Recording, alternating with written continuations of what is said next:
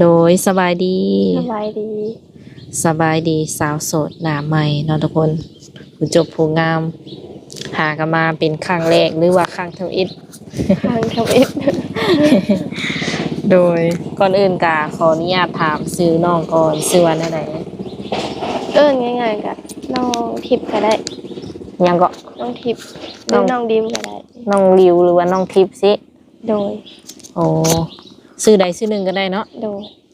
ริวหรือว่าทิพย์ประมาณนี้เนาะทุกคนอันอยู่ได้จักปีน้องละ18อืม ไปอยู่ไสมาบ่เคยเห็นหน้าจักเทื่อ5กลับมาแต่ไทยอ๋อมามาอยู่บ้านเลยบ่หรือว่ามาพักผ่อนมาอยู่บ้านเลยโอ้ผ่านมานี่น้องละเคยสร้างครอบครัวอยู่บ่โสดสนิทเลย โสดสนิทเลยอืมผู้บ่าวผู้แพ้วเคยแบบว่าคุยเคยจีบอยู่บ่บ่บ่เคยคือกันเนาะอืมแสดงว่ายังบ่ฮู้จักกับความรักซ้ำโดยยังบ่ฮู้จักซ้ำว่าผู้บ่าวจีบหรือว่าจีบผู้บ่าวเป็นแบบใด โดย ตอนนี้นี่แบบว่าพร้อมที่จะมีคู่มีคิงหรือว่ามีแฟนแล้วบ่ในความคิดของน้องกะก็อยากมีอยู่แต่ว่ามีผู้เอามีผู้เอา โดยเปิดใจแบบได้เลยเปิดใจหาคนคุยเล่นๆนี่บ่คุยแก้เหงาบ่หรือว่าบ่แบบน้องกะเป็นคนลูกครึ่งเนาะเป็นคนแบบว่าไทยลาวนะโอ้น้องกะตัวคนเดียวตัวคนเดียวอันคือแบบว่าพ่อเป็นคนลาวหรือว่าแม่เป็นคนลาวแม่เป็นคนลาวพ่อเป็นคนไทยอืมพ่อแม่เพิ่นอยู่ไสสันตอนนี้แม่น้องอยู่ไทย พ่อกับแม่นี่อยู่ไทยเบิดเลยโดยยังเหลือแต่น้องที่ว่ามาเยี่ยมบ้านโดย มาอยู่น้ำไผ่สัมปัจจุบันน้องละอยู่กับเอื้อยอยู่กับแม่เฒ่าบ่เฒ่าอืม มีอ้ายน้องกันจักคนน้องบ่โดยมีหลายแต่น้องจำบ่ได้ครับตอนนี้น่ะน้องอยู่กับเอื้อยนะเอื้อย2คนอืมได้ว่าเพิ่นสร้างครอบครัวแล้วบ่หรือว่ายังโสดคือกันกับเจ้ายังโสดอ้ายน้องหั่นนะโดยอืมคือเฮาเปิดใจแนวนี้นี่แบบเคยออกมาเปิดใจแล้วบ่บ่เคยยังบ่เคยเนาะ คิดแนวใดแบบว่าความรู้สึกขออนุญาตถามแบบคิดแนวใดเฮาจังอยากออกมาเปิดใจทั้งที่เฮานี่บ่เคยแบบมีแฟนมาก่อน บ่ฮู้กัน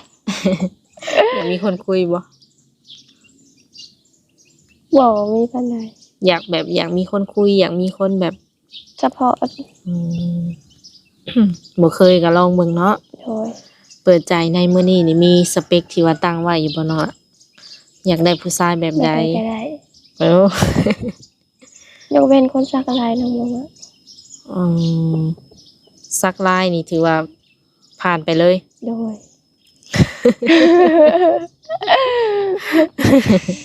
อืมรักๆมักผู้ชายแบบนิสัยใจคอเป็นแบบใดใจร้อนใจเย็นใจดีได้เบิดอ๋อใจร้อนนี่บ่อยากไว้ปานใดแบบบางคนเอาใจโดยอายุนี่ได้ซะน้องละอายุบ่โดยอายุก็ประมาณ30ขึ้นไปเอารุ่นใหญ่เลยเนาะโดยรุ่นเจ้าของนี่บ่มักบ่19 20สิไปบ่รอด19 20เรียนไปกันบ่รอดคุยได้เล่นได้อยู่เนาะอายุส่ำกันหากคันสิจริงจังกับเฮานี่ยากแม่นเพราะว่าเพิ่นก็ยังน้อยยังลิ้นนั่นแหละแม่นต้องเอารุ่นใหญ่ไปก่อนโดยเพิ่นจะดูแลเฮาได้โดยอยากได้คนหรือว่าอยากได้ผู้ชายที่มีอาชีพการงานเฮ็ดบ่น้องล่ะหรือว่าชาวไร่ชาวนาทำมาค้าขายนี่ก็มีสิทธิ์จีบเจ้าคือกันอาชีพบ่ชาวนานี่บ่ปานใดเพราะน้องก็เป็นชาวนาน้องเป็นคนบ่มีปานใดนะแบบน้องก็อยากมีคน ผู้ชายที่แบบมีกว่าน้องอย่างเงี้ย โดย ก็คือเอาแบบตรงๆไปเลยเนาะเฮาฐานะแบบทุกอย่างสิบ่ โด น้องล่ะ ยฐานะทุกอย่างแบบอยากมีคนซัพพอร์ตจากคนแบบคนยืนให้หั้นนะ อืมคอยแบบว่า ปรึกษาเนาะเป็นที่ปรึกษาให้เฮาได้ ที่ปรึกษาให้เฮาได้ บางที่คัดสนก็อยากให้เพิ่นช่วยประมาณนี้ โดย อืมคันสิซ้ำเฮาเลยนี่ย่านจัก ไปกันบ่รอดคือน้องว่าหั่นล่ะ เอออยู่เฮือนอยู่ซ่านบ่มีไผมีอาชีพเลยบ่น้องล่ะนอกจากเฮ็ดนาแบ เฮ็ บ ดหน้าอย่างเดียวบ่มีไผมีอาชีพเลย อืมบ่มีไผเป็นพนักงานครู โดย อาจารย์อหย่างเนาะ โดย อืมหาเงินนี่ก็พอได้ใช้อยู่บ่ซะน้องล่ะ หาเงินเลี้ยงพ่อเฒ่ากับแม่เฒ่าคอยทุกอย่างนิดหน่อยหนึง อืม คือแบบเจ้าต้องได้อยู่ลาวบ่หรือว่าต้องได้ไปอยู่ไทยนะแม่นำพอ แล้วแต่น้องสิไป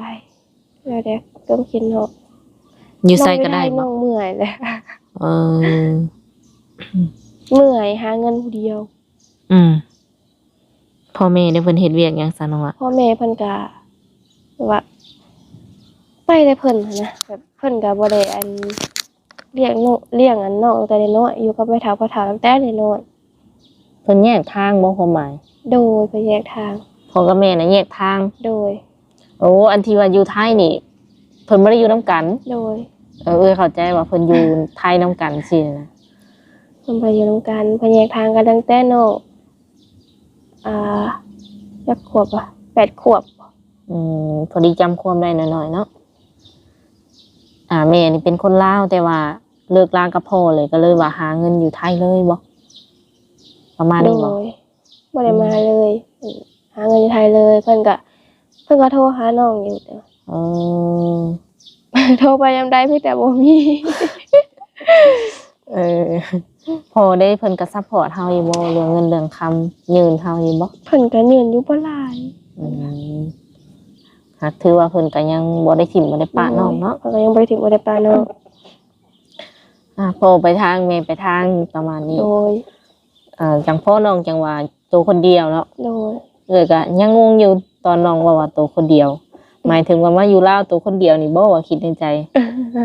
ที่จริงแล้วนี่แม่นแบบเพิ่นแยกทางกันก็เลยเป็นแบบตัวคนเดียวเนาะเฮาแบบนี้เนาะ โดย เพิ่นบ่ได้ชวนไปอยู่นำเพิ่นบ่พอ บ่ได้ช่วงหนึ่งหาไปอยู่ตอนอยู่ไทยช่วงหนึ่ง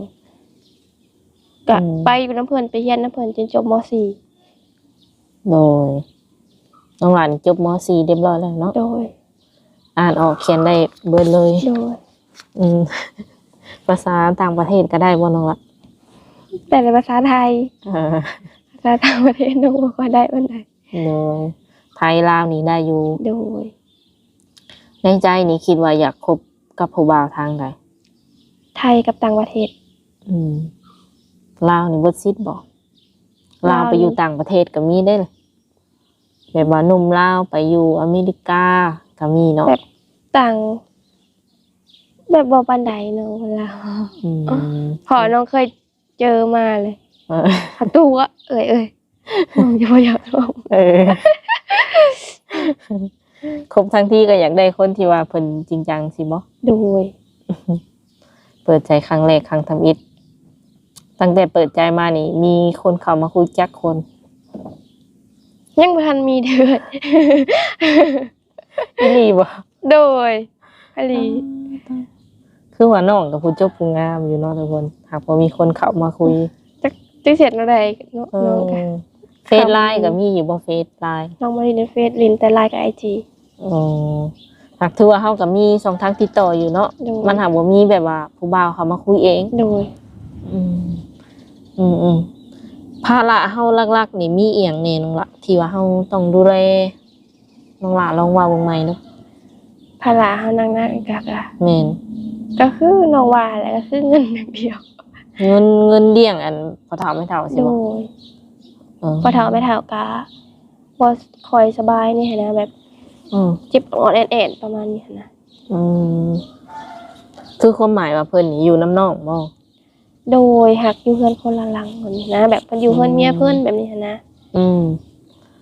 น้องนี่มีบ่เฮือนแบบที่เป็นของเฮาอยู่บ้าน โดยมีหลังหนึ่ง เป็นของน้องเองเลยบ่ โดย เออ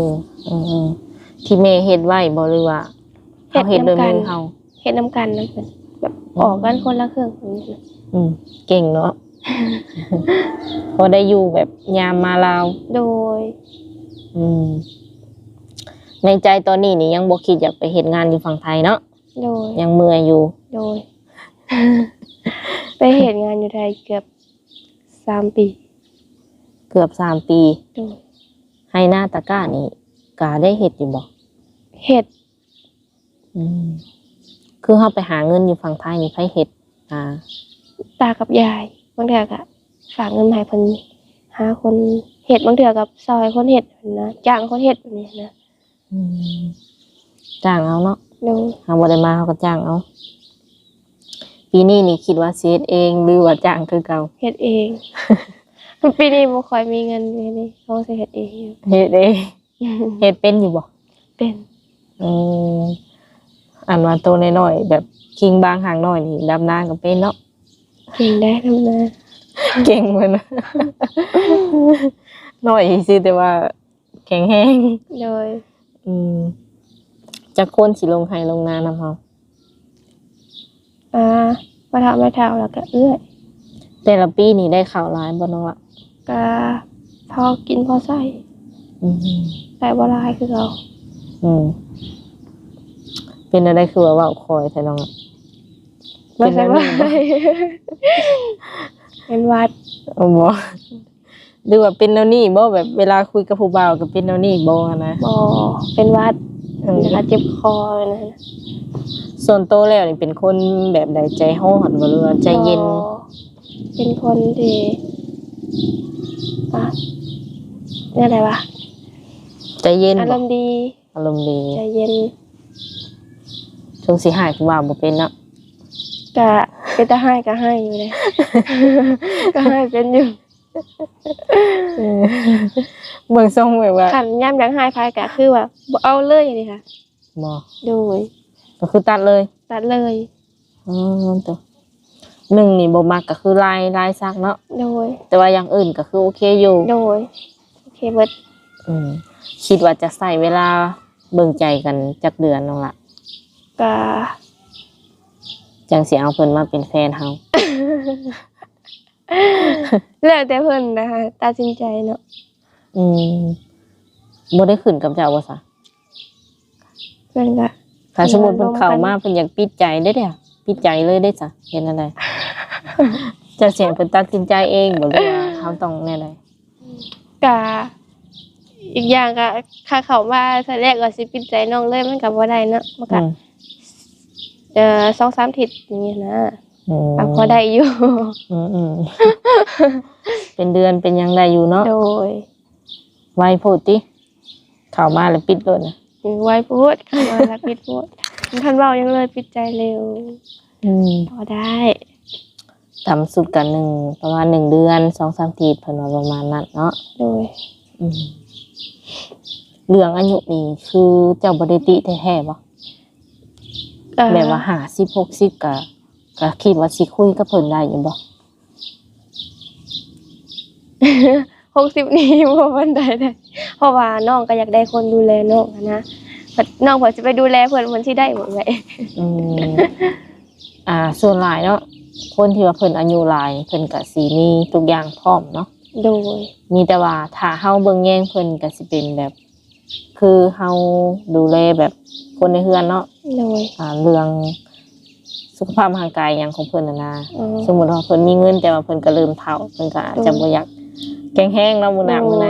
มื้อหน้ามื้อไหนมาเพิ่นน้องเพิ่นไปหาคนดูแลอยู่แล้วน้องเพิ่นไปดูแลเพิ่นนะมันสิเป็นไปได้บ่ ย่านดูแลเพิ่นบ่ได้ แม่นอย่าดูแลเพิ่นบ่ได้ คันเพิ่นยังแข็งแรงแต่ว่าอายุหลายเด้ซะน้องอะ ก็พอได้ ได้บ่ ได้น้องก็บ่ได้ติได้เลย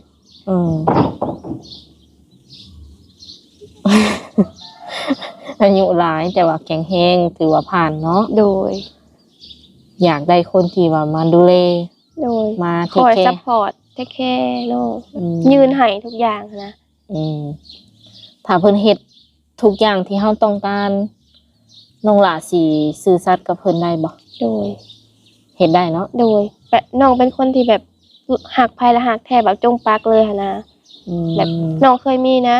น้องที่จงปักกับเพิ่นแหละเพิ่นแบบอันนั้นนะเพิ่นหลอกหั่นนะ อืมอ่าถ้าเพิ่นพร้อมที่จะดูแลเฮาเนาะ โดย เฮาก็พร้อมที่จะแบบว่า จริงจังกับเพิ่น โดย มั่นคงกับเพิ่นผู้เดียว โดย เปิดโตเลยก็ได้บ่ โดย ตามใจเพิ่นเลยเนาะ โดย